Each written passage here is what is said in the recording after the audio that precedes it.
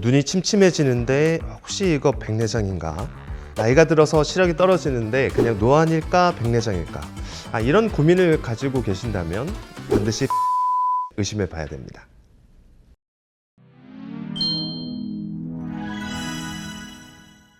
안녕하세요. 클리어 서울안과의 대표원장 임태영입니다.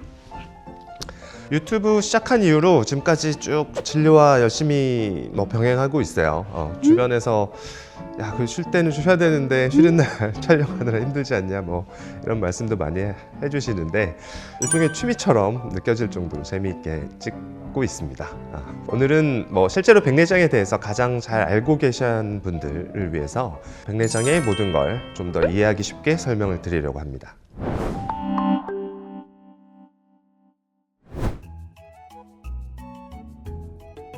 이게 눈에 있어서 심각한 병이고 또 수술을 해야 한다는 것도 알겠는데 그럼 어떨 때 내가 백내장이 있는지 알 수 있을까? 이런 생각 한 번쯤은 해보셨을 것 같아요. 백내장의 대표 증상이라고 하면 결국 안 보이는 거죠. 시력이 떨어지는 걸 먼저 생각을 할 수 있겠습니다. 소파에 앉아서 이렇게 주변을 보시거나 옛날에는 별다른 문제 없이 선명하게 잘 보였던 것들이 요즘은 뭔가 흐리다, 흐린 것 같다, 또는 눈앞에 안개가 낀 것처럼 뿌옇다 할 때는 백내장을 생각을 해봐야죠. 근데 문제는 이게 나이가 들면서 자연스럽게 찾아오는 노안이랑 헷갈리기 쉬운 증상이라는 겁니다. 구별할 수 있는 방법이 있기는 해요, 증상으로서요. 근데 또 구분이 안 되는 경우도 있습니다. 이 점 좀 감안해 주셔야 되고요. 특정 백내장에서는 이제 밝은 곳보다는 어두운 곳에서 오히려 더 잘 보입니다. 그리고 해가 떠 있을 때 밖에 나가면 눈이 부셔서 눈을 뜨기가 어렵고 또 드물지만 또 운동하고 막 땀 흘렸거나 했을 때는 그때 잘 안 보여. 그런 증상이 있는 것도 초기 증상 중에 하나가 될 수 있습니다. 어떤 물체를 컵이라면 컵을 보고 있는데 이게 분명히 한 개잖아요. 근데 여러 약간 잔상처럼 겹친다든지 두세 개로 이렇게 퍼져 보인다든지 할 때도 백내장을 의심해 봐야 되겠죠.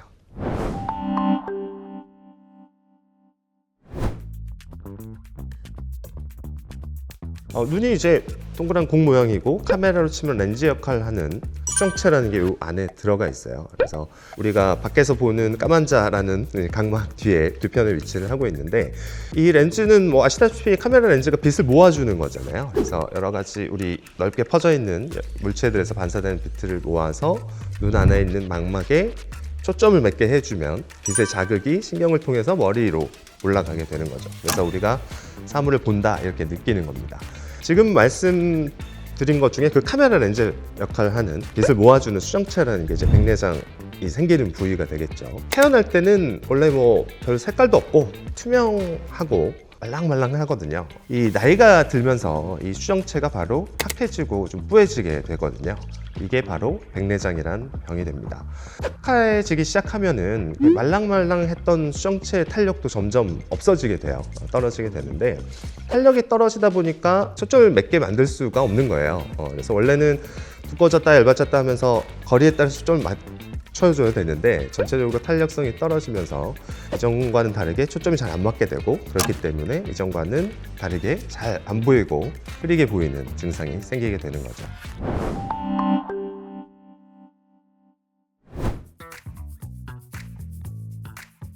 가장 먼저 해봐야 되는 거는 안과에 가서 검사해보는 거겠죠.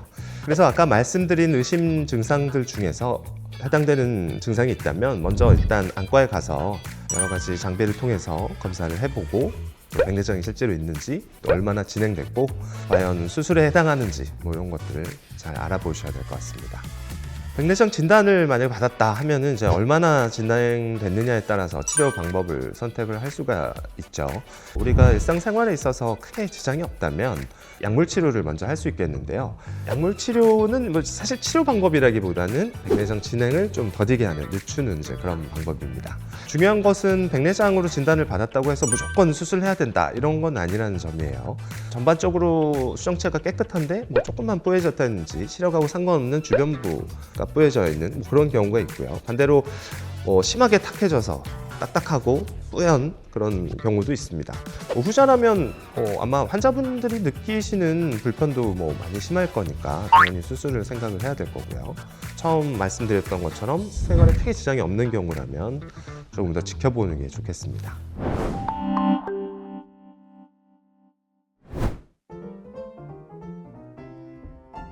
일단 수술 전에는 고혈압이나 당뇨 같은 만성 질환이 있으신 분들은 이것들을 좀 잘 관리를 해주셔야 됩니다.